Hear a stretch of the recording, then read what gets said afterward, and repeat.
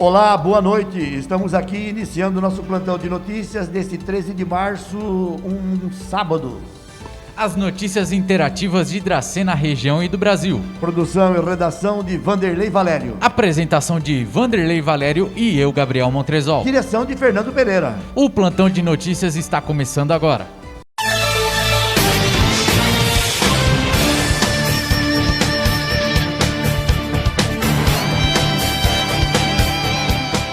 Dracena está vivendo neste final de semana o seu quarto lockdown, obedecendo ao projeto do prefeito André Lemos, que determina o fechamento do comércio dracenense. A medida tomada foi para conter a crescente onda de contágio do coronavírus, principalmente pela variante que chegou à cidade. Além do lockdown de final de semana, a cidade continua com o seu toque de recolher de segunda a sexta-feira, entre 20 horas e 6 da manhã. Ainda não há previsão para que o toque de recolher e o lockdown terminem em Dracena. O prefeito André Lemos encaminhou à Câmara Municipal de Dracena projeto de lei que ratifica protocolo de intenções firmado entre os municípios brasileiros. O projeto tem a finalidade de adquirir vacinas de combate à pandemia do coronavírus, medicamentos, insumos e equipamentos na área da saúde. O projeto foi protocolado na Casa de Leis na quinta-feira, através do secretário de Governo e Desenvolvimento Econômico, Rodrigo Parra, e o secretário de Administração, Sérgio Baravelli, na presença do presidente do Legislativo, Claudinei Melão. Melão acredita que a participação de Dracena no Consórcio Nacional de Vacinas das Cidades Brasileiras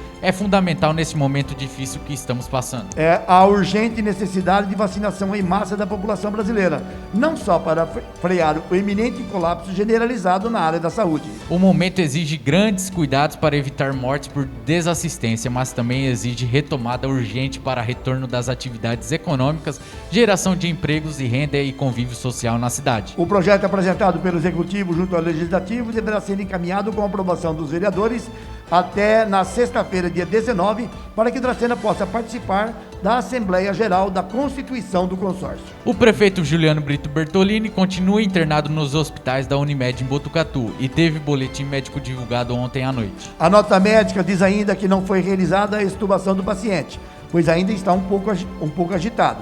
Menos agitado que no dia anterior, mas não ainda tão calmo o suficiente para a extubação. A boa notícia novamente é que Juliano não precisou fazer a diálise, o quadro continua estável. Vacinas. A vacinação contra a Covid-19 continua em Dracena a partir desta segunda-feira, das 8 da manhã até as 15 horas. A vigilância epidemiológica aumentou mais um posto de vacinação. Agora, além do tradicional CEP-UME, temos também os postos de vacinação da Escola João Vendramini e a partir de amanhã a Escola Luiz da Roça Ribeiro no bairro São Francisco, que vai atender também a população do Jardim Brasilândia.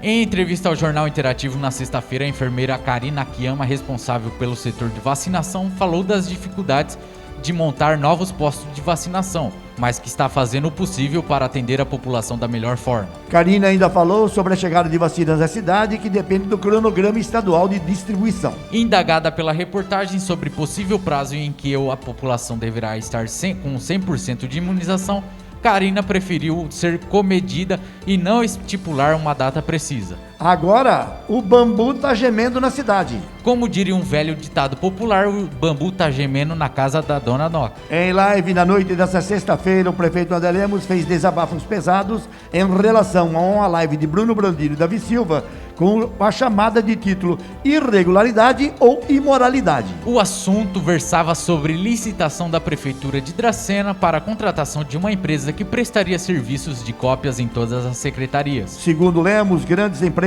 já usam esse esquema para evitar a compra de resmas, compra de máquinas de xerox e principalmente a manutenção de maquinários. André disse em sua live que os serviços a serem contratados não são nem imorais e nem irregulares. Em certo momento da live, André Lemos disparou artilharia pesada, com palavras até ofensivas e pessoais contra Bruno Brandino. A live feita do apartamento no hospital de onde se recuperava do Covid-19 mostrou o prefeito em boas condições de saúde, mas absolutamente irritado com a dupla Pink e Cérebro, termos usados várias vezes durante seu desabafo.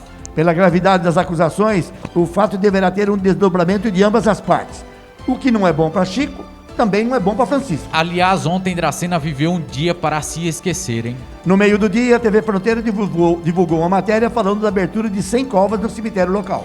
Diante de um momento de expectativa e grande número de óbitos diários pela Covid-19, a matéria gerou um pouco de sensacionalismo e foi para o Jornal Nacional à noite. À tarde, a vereadora Sara Scaravelli protocolou um documento na Secretaria da Câmara Municipal pedindo a instalação de uma comissão processante contra o vereador Davi Silva, que deverá ter sua leitura e conhecimento do seu teor na sessão da próxima segunda-feira. A atitude da vereadora Scarabelli foi claramente uma retaliação contra Davi Silva, que no dia 5 de março também protocolou igual pedido contra a vereadora, logicamente por motivos diferentes.